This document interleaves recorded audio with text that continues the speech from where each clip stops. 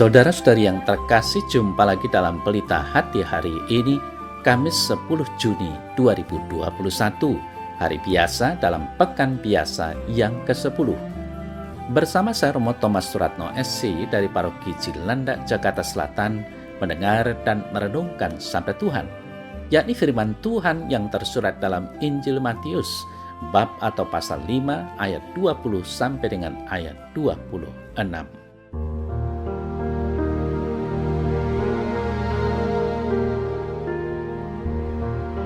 Dalam khotbah di bukit, berkatalah Yesus kepada murid-muridnya, "Jika hidup keagamaanmu tidak lebih benar daripada hidup keagamaan ahli-ahli Taurat dan orang-orang Farisi, sesungguhnya kamu tidak akan masuk ke dalam kerajaan surga.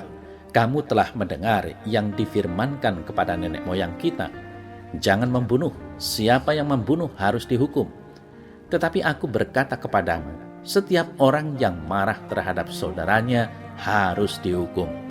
Siapa yang berkata kepada saudaranya kafir harus dihadapkan ke mahkamah agama. Dan siapa yang berkata jahil harus diserahkan ke dalam neraka yang menyala-nyala. Sebab itu jika engkau mempersembahkan persembahanmu di atas mezbah, dan engkau teringat akan sesuatu yang ada dalam hati saudaramu terhadap engkau, tinggalkanlah persembahanmu di depan mezbah itu, dan pergilah berdamai dulu dengan saudaramu. Lalu kembali untuk mempersembahkan persembahanmu itu. Segeralah berdamai dengan lawanmu selama engkau bersama-sama dengan dia di tengah jalan, supaya lawanmu itu jangan menyerahkan engkau kepada hakim, dan hakim itu menyerahkan engkau kepada pembantunya, dan engkau dilemparkan ke dalam penjara. Aku berkata kepadamu, sesungguhnya engkau tidak akan keluar dari sana sebelum engkau membayar hutangmu sampai lunas."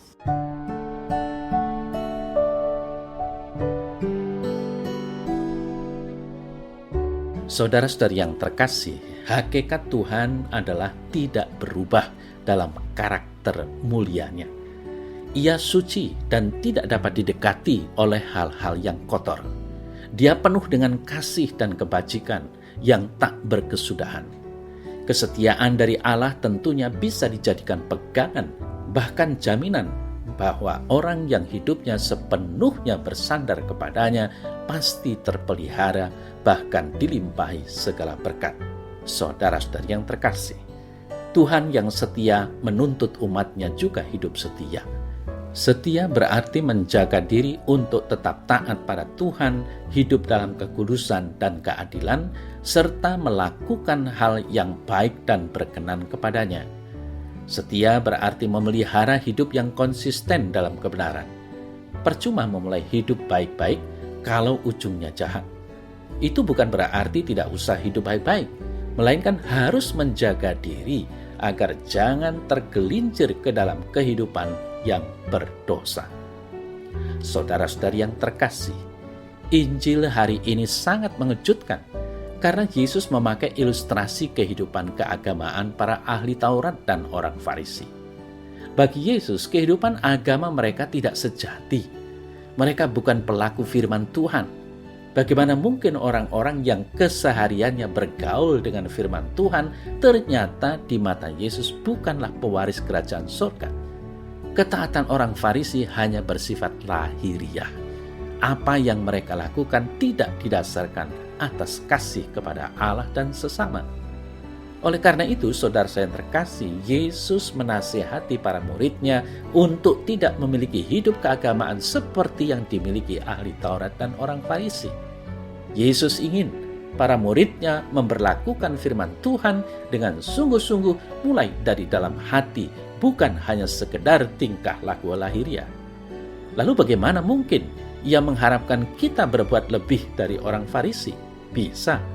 Hidup keagamaan kita bisa lebih baik karena berasal dari Kristus.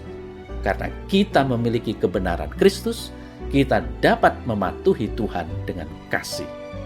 Salah satu ciri Kristiani yang harus nyata dalam hidup anak-anak Tuhan adalah sikapnya terhadap sesama manusia.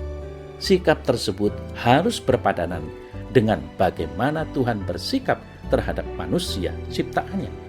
Saudara yang terkasih, jadikanlah dirimu lebih baik daripada ahli Taurat dan orang-orang Farisi. Yesus menantang kita agar membangun kehidupan yang lebih bersahaja dibandingkan dengan orang-orang Farisi dan ahli-ahli Taurat. Yesus menantang kita untuk melihat kehidupan kita pada inti terdalam dari diri kita.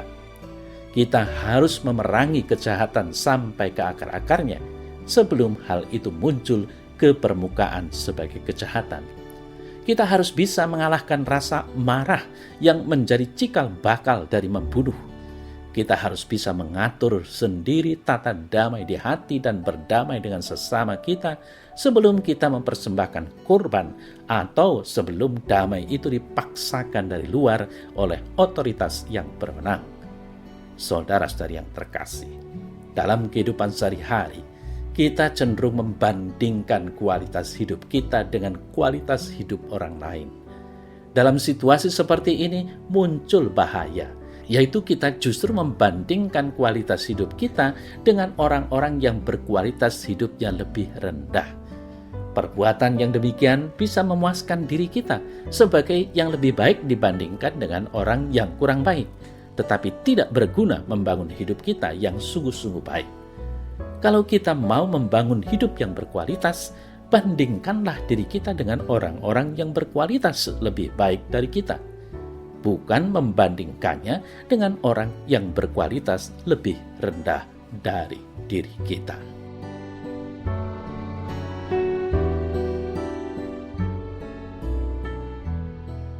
Dalam nama Bapa dan Putra dan Roh Kudus.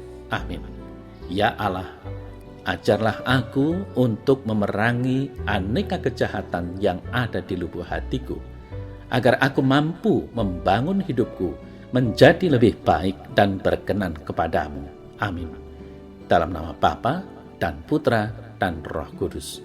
Amin.